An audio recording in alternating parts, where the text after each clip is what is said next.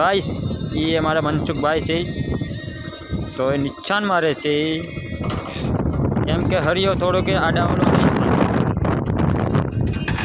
દોરી તો દોરી થા. તો મનસુખભાઈ તમે આની સામે જોઈ શકો છો. મનસુખભાઈ હા નિશાન મારે ઈ હા અમારા માસીનો છોકરો મનસુખ.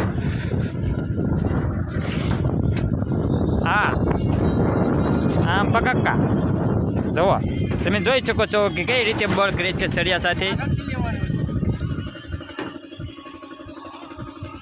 એકચ્યુઅલી આ મારા મામાનો છોકરો છે.